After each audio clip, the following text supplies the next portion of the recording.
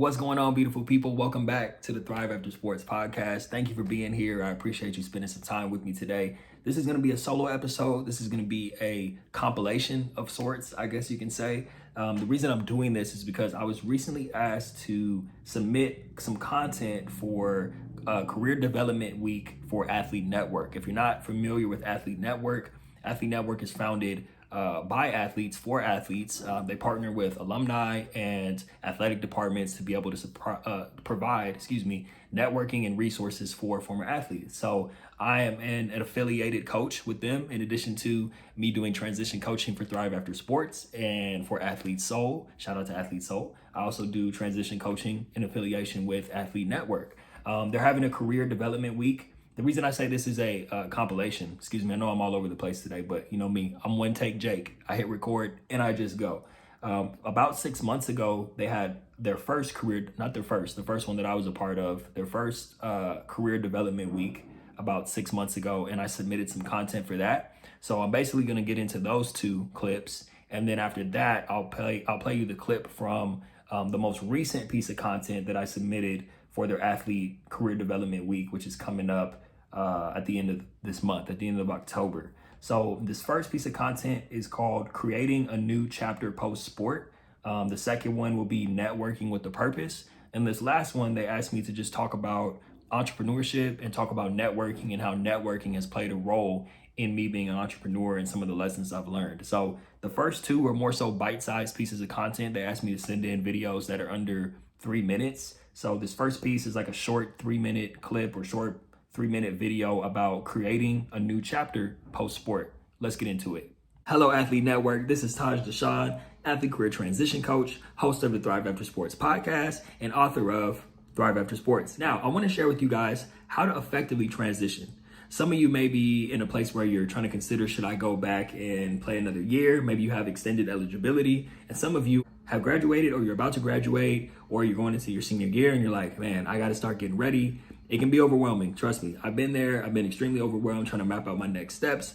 The main thing I can share with you is you want to be extremely intentional about mapping out the next steps of your transition. So what does that look like? You don't just want to end up somewhere. You want to choose somewhere. So this is what I mean by being intentional. Too many people in life end up places. They just take whatever job they can get because they're hiring. I'm not saying you don't need experience, but intentional experience is better than experience that you fall into. So when trying to map out the next stages of your life, which I know can be difficult because a lot of us athletes, we spend so much time living in that bubble of our sport that we often don't have time to really come up with that clear picture of what we're going to do afterwards. I know I sure didn't. If you told me I was going to be writing books and hosting podcasts and doing coaching, that was nowhere near on my radar, right? A lot of times, what you're looking to do has to be cultivated. It has to be created, right? And this is what I mean by choosing somewhere versus ending up somewhere.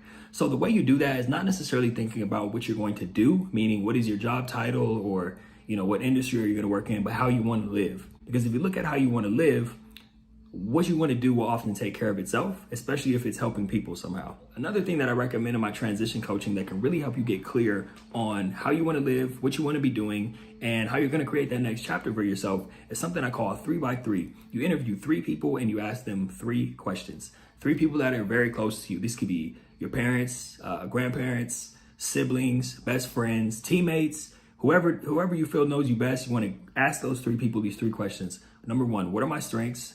What are my weaknesses? And number 3, how do you envision me making a contribution to the world? That third question is so important because once you can understand how other people view you and see you making a contribution to other human beings, that is what's going to help you find clarity in your own life. And you can take that data and you can say, these people see me doing this and these are my strengths. And you can combine that with things that you're interested in, things that excite you, problems you want to solve. And these are the things that you can use as a formula to go figure out how you want to make a contribution to the world, how you want to leave your mark in the world, what it is that you want to be known for. I hope that was helpful. Athlete Network, thank you for having me. Take care, you guys, and be great. All right, we're back. Hope you enjoyed that. The next clip we're going to get into, another short 3-minute clip. This was from about 6 months ago also. This one is called Networking with a Purpose. Let's dive into it. What's going on, Athlete Network? This is Taj Deshawn, author of Thrive After Sports, got it right there in the background, host of Thrive After Sports podcast, and athlete career transition coach. I'm here today to talk to you guys about the power of networking. I know what you're thinking. Networking, how boring, Taj. I don't want to talk about networking. Or we're going to talk about modern day networking with a purpose, networking efficiently. So what does that even look like? When I graduated from college, I had absolutely no idea what I was doing with my life, but I had to start somewhere. I wanted to get with people who were doing things that I thought were cool. I would say, I like what that person's doing. I want to be in their shoes 5-10 years from now. I got to get connected with them. I want to get some advice. So identify the people that you want to network with first. Look at people who are doing something that intrigues your interest, whether it's their career or how they interact with people, whatever it is that they do. You want to find those people, identify them, and touch base with them. When you're reaching out to someone, you don't just want to say, hey, I want to network, or hey, I'd like to connect with you. You want to reach out to them and point out something that you've seen. So for example, hey, I heard you on Tasha's podcast, or hey, I saw you on this show, or hey, I read your book. I really enjoyed this, and this. You want to point out something specific to show that you've actually been paying attention to them, studying them, and absorbing their information. People love knowing that the things that they put out have an impact on people. So you want to acknowledge them for something first, and then say, I'm looking to follow in your footsteps. I'd love to do something similar. If you have 10-15 minutes for us to talk, or if you can give me any advice via messenger, that would be great too. Now, this is a numbers game. I hate to use that term, but you got to do what you got to do, right? If you reach out to 50 people, especially people that you're aspiring to be like someday, chances are these people are extremely busy. So you're going to have to reach out to a lot of people if you want to get a lot of contacts. I remember when I graduated from college, I would reach out to, 50 people a day, and maybe only 20 people would respond to me. And out of those 20 people, probably like 5 or 10 people would be willing to have a conversation with me. But those 5 to 10 people that I was speaking with, those ended up being the people that changed my life. Those ended up being the people that are still my mentors today. So that's my advice to you. That's how you want to effectively network. But most importantly, it starts with identifying who you want to network with. And then it ends with creating that human connection so that you're not just reaching out trying to get something, but making it an opportunity for them to share about what they've done so that you can follow in their footsteps. I hope that helps. Talk to you guys soon. All right, and we're back. And last but not least, this is about this video somewhere around the 10-minute mark. They wanted a longer piece of content that I could send in for their career development week for the student athletes to check out. They wanted to really put an emphasis on entrepreneurship. So this is about, this next clip is about entrepreneurship, and I talk about networking and kind of a little bit of my personal story. They wanted something more personal this time. So check it out, and then we'll circle back at the end of this video. What's going on, everybody? This is Taj Deshawn, athlete career transition coach, speaker, host of the Thrive After Sports podcast, and author of this great book here, Thrive After Sports. Make sure you grab your copy today at tajdeshawn.com. Click on the books tabs, and that'll take you where you need to go. All right, now that I got my shameless plug out of the way, I want to say I'm honored and I'm excited to be back here with you guys, the Athlete Network family, as part of the Athlete Network Career Development Week. I love being able to contribute my expertise and my advice and kind of share a little bit of myself with you guys. So I'm honored to, I want to thank Athlete Network for having me. Shout out to Nick Edmeyer, the Director of Partnerships. Thank you for all that you do, brother. And now, without further ado, let's dive into it. So I was asked to speak about entrepreneurship and networking. And so I was also asked to kind of tell some personal stories. So what I'm going to do is just kind of tell you guys a little bit about my background, how I became an entrepreneur, how networking has played a huge role in me being able to get where I'm at today. So for all you current or former athletes out there who are listening today, if you're an aspiring entrepreneur, I'm going to tell you from A to Z how I did it, how I got to where I'm at, and hopefully you're able to hear yourself in my story and also find some inspiration through some of the things I'm going to share today. So you might want to grab a notepad or something just to kind of take notes, because I'm going to kind of tell you guys a few different things that I feel like will be monumental for you just moving forward throughout the rest of your life, especially if you're looking to become an entrepreneur.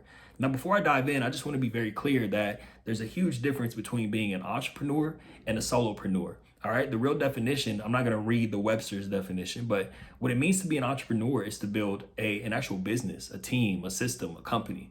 When I first started out, I was a solopreneur. And then I made my way by partnering with other companies to become an intrapreneur, meaning I'm an entrepreneur within a company. And now I'm well on my way to becoming an actual entrepreneur, meaning building systems and teams on my own and actually running and managing a company. So let's take it back, okay? So I graduated. I played football at Stony Brook University. I played corner and safety. Shout out to all my DBs, if anybody cares. When I graduated and I came back home, I was extremely lost. I had no idea what I was doing.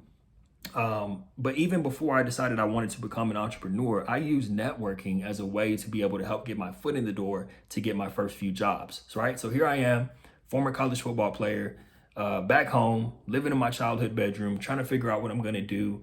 And I didn't even know where I wanted to start. I figured that the best way for me to kind of get my feet wet or just figure out what I wanted to do was to try things. Now, this is not something that I recommend today. Of course, trial and error is a great teacher, but it's even better if you can cultivate clarity and know exactly what you want to do. That way, you're not spinning your wheels, just running from job to job, trying to figure out what you like and what you don't like. If you can start with the clear picture right away, that'll take you a lot farther in the long run. Nonetheless, me not knowing this back then, I was just like, hey, I got to make some money. I got to try to figure it out. So just a quick networking piece. If you really want to stand out, if you're trying to get your first job out of college, you don't want to be one of these people who just, does the quick apply on LinkedIn or the quick apply on Indeed or whatever that is. You got to make sure that you're taking it a step further and standing out from other candidates. So what I did was, when I would apply to a job on Indeed or on LinkedIn, I would take it a step further and I would also apply to that job on the company website. That way I'm applying 2 places. Now, how does this tie into networking? So after I would do those 2 things, the next thing I would do from a networking perspective was go on LinkedIn and look up the hiring managers for that particular role. And I would reach out to them, whether it was the hiring manager or whoever was in charge of the department or the position that I was reaching out to. I would look for email addresses on the company website. I would look for names, just any sort of contact information that I could find and reach out to those people. And I would say, hey, my name is Taj, just applied to the position, but I wanted to reach out to you directly to see if we can schedule an informational interview. Something of that nature. You want to tweak that and make it your own. But that was super helpful for me because it helped me stand out. I'm not just another resume and a pile of resumes or just another application in the hundreds of digital applications coming in. Now I'm the guy who's reaching out, right? I'm saying, hey, I want this job. I really want to be a part of your company. I think I could serve. I think I could be a great fit. Can we just talk? I'd like to learn more about the position. And I got every single job that I got before I went into business for myself was done that way.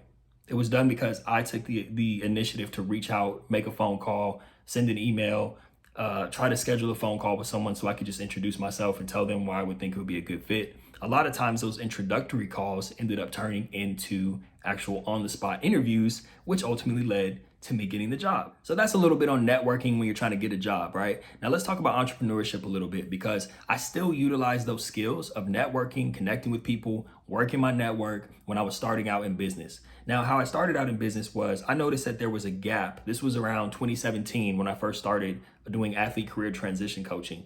I noticed there was a gap between athletes graduating, especially at the collegiate level, athletes graduating from college and having support during that time. So I said, you know what? I've always been good at helping people. I was working in recruiting at the time.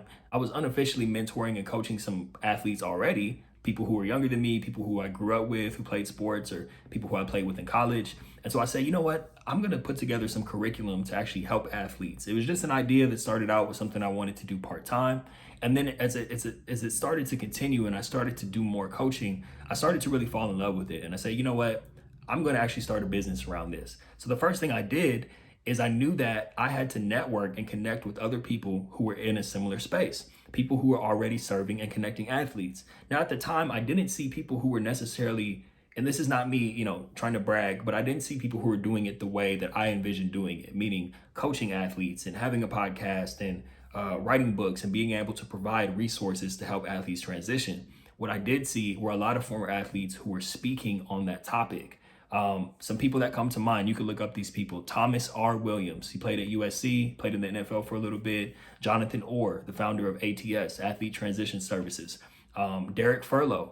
Derek Furlow was another guy who I reached out to. So I would type in words like transition, athlete transition, and look for people who are talking about this, who are, going into schools and speaking. And so what I did was I reached out to those people and I would say, hey, love the work. Hey, so-and-so, I would put their name, of course. You always want to use people's names. People, you say, hey, XYZ, love the work that you're doing. I'm looking to do something similar. I would love to connect with you if your schedule allows, just to have a quick conversation. I'm really looking to get started in this industry or in this space. Can you please help me?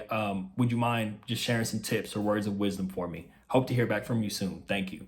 And those very simple messages, you'd be surprised how many people will actually respond and want to help you. You know, a lot of times we think, oh, I'm not going to reach out to this person because they're probably busy, or, you know, they have 50,000 followers on Instagram or whatever it is.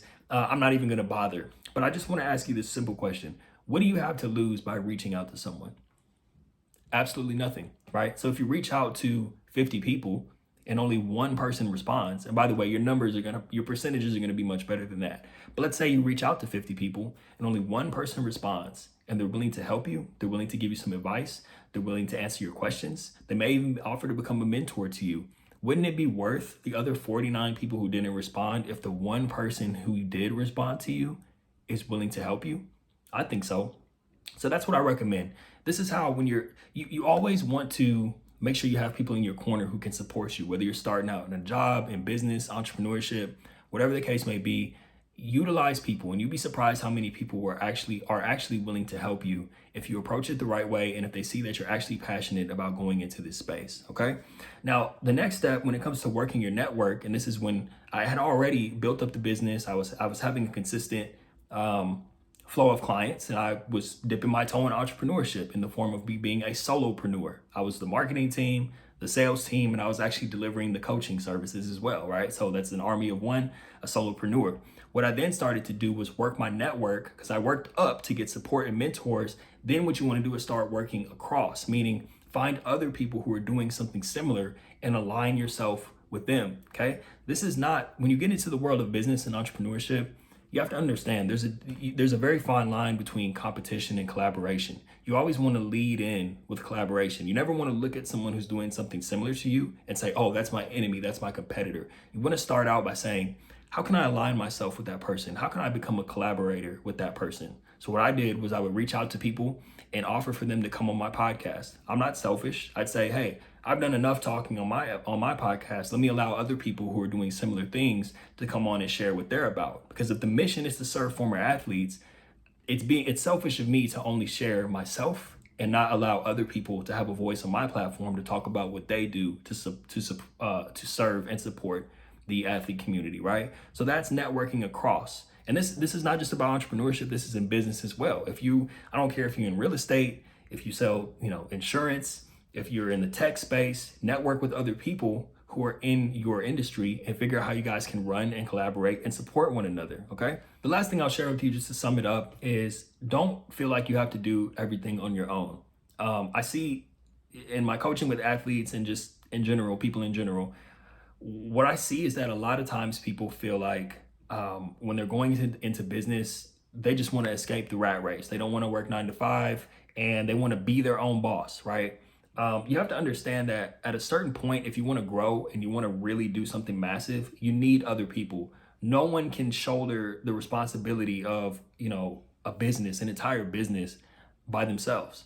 That's, like I said, that's being a solopreneur. If you really want to have impact, if you really want to grow, if you really want to achieve the level of greatness that you see for yourself in business or otherwise, you need people. So just to sum it up, everything that I've shared, when it comes to entrepreneurship, when it comes to working your network, guys, don't be afraid to reach out to people. Don't be afraid to reach up, meaning networking up to people who can help pull you up and become mentors to you. Don't be afraid to network across, which is people who are on the same level as you, people who are looking to do what it is that you want to do, and build with those people and connect with those people. And I'm telling you, make it a habit to continually, consistently, always be looking for people to network with and collaborate with, because as cliche as it sounds, your network really is your net worth. And the more people that you have in your network who can help you and are doing something similar, the better off you're going to be. So I'll wrap it up with that. Once again, thank you to Athlete Network for having me. Love you guys. Appreciate all that you do for the athlete community. If you are someone who is in the middle of like everything that I just shared right now, it may not be useful to you yet if you're unclear or uncertain about what you actually want to do, right? All the advice I just gave about networking and entrepreneurship, it only applies if you're clear about the direction you're going. So if you are someone who is struggling with figuring out what you want to do not hesitate to reach out to me. I'm Taj Deshawn on all platforms. You can check me out on the Athlete Network site. You can visit tajdeshawn.com. I don't bite, guys. Don't hesitate to reach out if there's any way I can support. It's 100% free. I do not charge for my coaching. I have scholarships and sponsorships available to be able to support athletes in transition. So once again, don't hesitate to reach out. I appreciate you guys, and I'm sure I'll be talking to you very soon. Take care. All right, thank you for tuning in. I appreciate you guys. Before we get out of here, I want to remind you to please subscribe to this podcast. If you've ever gotten any value from the show, please subscribe right now. Please leave me a rating and review.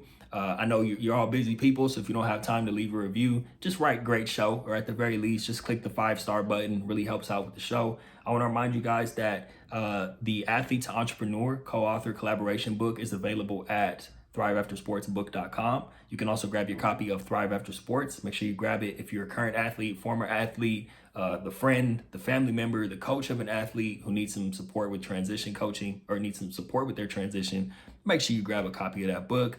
Last but not least, if you are looking to write a book, make sure you reach out to me. I am the vice president of Self-Publish in 30 Days. So I have a ton of resources and information I can share with you about how to write and publish, self-publish your book and do it the correct way. Don't just go through Amazon, folks. I'm telling you, you're missing the boat if you publish your book through Amazon. The last thing I want to share with you is coaching. We still do have scholarships available for athlete transition coaching provided by Athlete Soul. So if you need some support, don't hesitate to reach out. I got your back. You don't have to pay for it. And once again, even if you decide that you don't want to do the coaching, which is free, which I don't know who wouldn't want to sign up for a free coaching program that could literally help change your life and help you map out the next stages of your life. But even if you don't want to do that, it couldn't hurt to have a conversation. And once again, this is all free of charge. So I love you guys. I appreciate you tuning into another episode. Hope you're all having a great week so far. Much love to you. Peace.